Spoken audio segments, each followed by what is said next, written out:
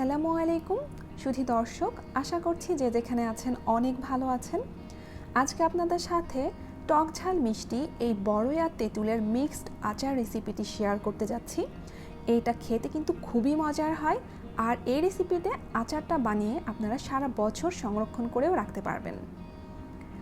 আচারটা বানানোর জন্য প্রথমেই আমি হাফ কেজি বড়ই নিয়েছি, আর আমি শুকনো বড়ই নিয়েছি। এর বোটাটা ছাড়িয়ে এটাকে মাঝখান বরাবর ঠিক এইভাবে চিড়ে দিচ্ছি।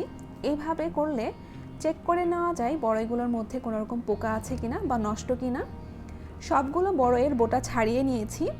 এখন এটাকে আমি পানি দিয়ে 2 থেকে 3 বার ভালো মতো ধুয়ে নিব। আর ধুয়ে নেওয়া হয়ে গেলে এই বড়ইটাকে আমি গরম পানিতে ডুবিয়ে রাখবো 1 থেকে 2 ঘন্টার জন্য। এতে করে এই বড়ইটা অনেক বেশি নরম হয়ে যাবে আর আচারটা বানাতে অনেক বেশি সুবিধা হবে।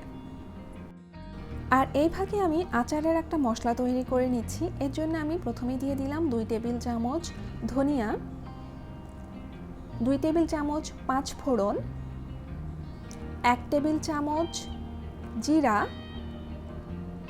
1 টেবিল চামচ মৌরি, আর দিয়ে দেব 8 থেকে 10টা শুকনো মরিচ। এই মশলাটা আমি একটু বেশি পরিমাণে বানাচ্ছি, কেননা এই আচারের মশলাটা যে কোনো আচারের সাথেই ব্যবহার করা যায়। তো আপনারা বেশি পরিমাণে এই মশলাটা বানিয়ে গুঁড়ো করে যে কোনো এয়ারটাইট বক্সে রেখে সংরক্ষণ করে রাখতে পারবেন এবং যে কোনো আচারে এই মশলাটা ব্যবহার করতে পারবেন। এখন মিডিয়াম আছে এই শুকনো মশলাগুলোকে খুব ভালো মতো ভেজে নিব, যতক্ষণ না এর কালারটা কিছুটা পরিবর্তন হয়ে আসছে এবং বেশ ভালো মতো মুচমুচে হয়ে যাচ্ছে। এখন চুলার জাল বন্ধ করে দিয়ে এই মশলাগুলোকে সম্পূর্ণ ঠান্ডা করে নিব। আর ঠান্ডা হয়ে গেলে তারপরে এই মশলাগুলোকে গ্রাইন্ডার জারে নিয়ে নিচ্ছি। গ্রাইন্ডার জারে নিয়ে এটাকে খুব ভালো মতো গ্রাইন্ড করে নিতে হবে, তবে একদম মিহি করার দরকার নেই। মোটামুটি এটাকে গুঁড়ো করে নিলে বেশি ভালো হবে। এখন আমি একটা বাটিতে ঢেলে নিচ্ছি, কেননা এই মশলাগুলো গুঁড়ো করার সময় কিন্তু বেশ গরম হয়ে যায়, তাই এরকম বাটিতে রেখে ঠান্ডা করে নিয়ে তারপর এগুলো যে কোনো বক্সে ভরে সংরক্ষণ করে রাখতে পারবেন। প্রায় 1.5 ঘন্টা পরে এখন আমি ভিজিয়ে রাখা বড়ইগুলোকে পানি ঝরিয়ে উঠিয়ে নিচ্ছি। এই পর্যায়ে হয়তো দেখেই বুঝতে পারছেন বড়ইগুলো কতটা নরম হয়ে এসেছে। এখন পানি ঝরিয়ে নিয়ে খুব ভালো মতো এই বড়ইগুলোকে আমি এরকম করে গলিয়ে নিচ্ছি। এইভাবে বড়ইগুলোকে ভালো মতো গলিয়ে নিলে পরবর্তীতে আচার বানালে এর মধ্যে খুব ভালো মতো মশলাগুলো ঢুকবে আর আচারটাও খুব দ্রুত তৈরি করে নেওয়া যাবে। এখন আমি এটাকে এক সাইডে রেখে দিব আর নিয়ে নেব 1 কেজি তেঁতুল। আর তেঁতুলগুলোকেও কিন্তু খুব ভালো মতো ধুয়ে নিতে হবে, তবে একবারের বেশি কিন্তু তেঁতুলটাকে ধোয়া যাবে না, কেননা পানি পেলেই এই তেঁতুলগুলো বেশ নরম হয়ে যায়। একবারে বেশি যদি এটাকে ধুয়ে ফেলেন তাহলে কিন্তু এর উপরে যে শ্বাসটা আছে সেটা কিন্তু ধুয়ে পানির সাথে চলে যাবে।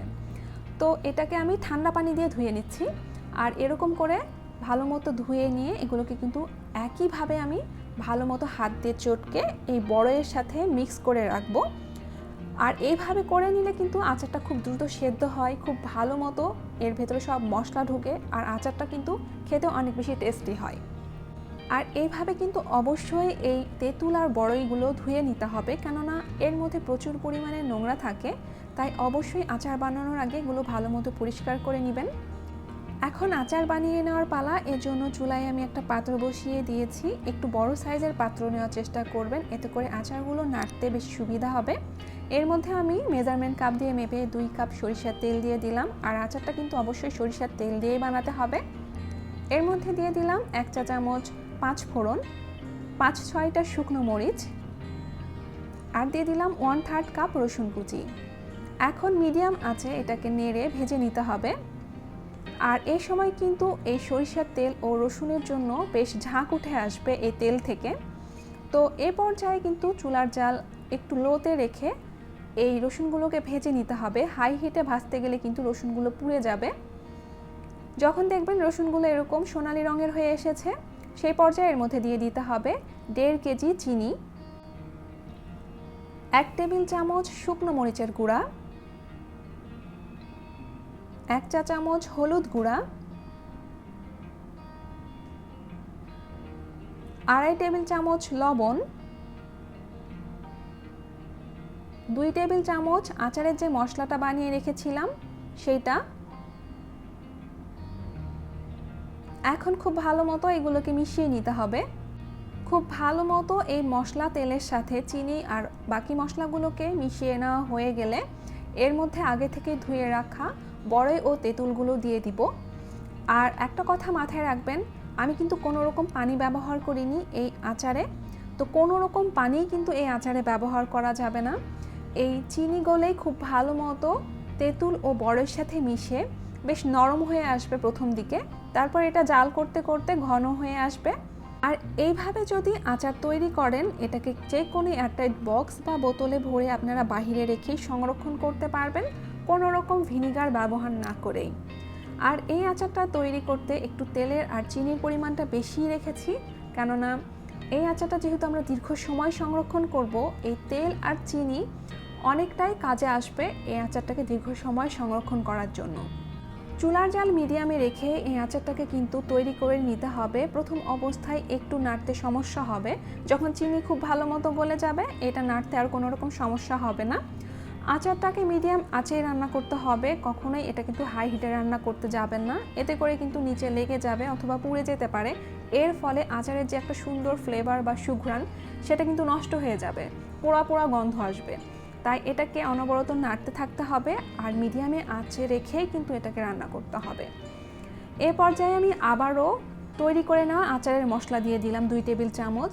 আর এই আচারের মশলাটা কিন্তু এই আচারের টেস্ট আর ফ্লেভারটাকে কিন্তু অনেক অংশে বাড়িয়ে দেয়, তাই অবশ্যই এই আচারের মশলাটা ব্যবহার করবেন।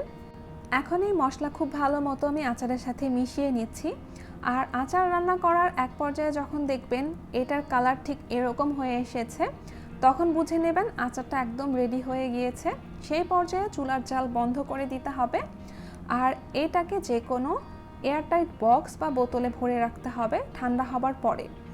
এই পর্যায়ে আমি কিছুটা গরম আচার একটা সার্ভিং বলে সার্ভ করে দেখাচ্ছি। এই পর্যায়ে ঠিক কীরকম ঘনত্বের আছে এই আচারটা। এই গরম অবস্থায় আচারটার ঘনত্ব ঠিক এরকম আছে। এটা যখন সম্পূর্ণ ঠান্ডা হয়ে যাবে তখন কিন্তু এটা অনেকটা ঘন হয়ে আসবে, তাই এটা জাল করে বেশি ঘন করার দরকার নেই, তাহলে কিন্তু এটা অনেক বেশি শক্ত হয়ে যাবে। আমি ওপর থেকে এই আচারে কিছুটা যে মশলা ভেজে নিয়েছিলাম সেটা দিয়ে গার্নিশ করে দিচ্ছি। আর আচারের রং দেখেই হয়তো আপনারা বুঝতে পারছেন এটা কি পরিমাণ লোভনীয় ও সুস্বাদু হয়েছে। বাসায় অবশ্যই এই রেসিপি ফলো করে আচার তৈরি করবেন।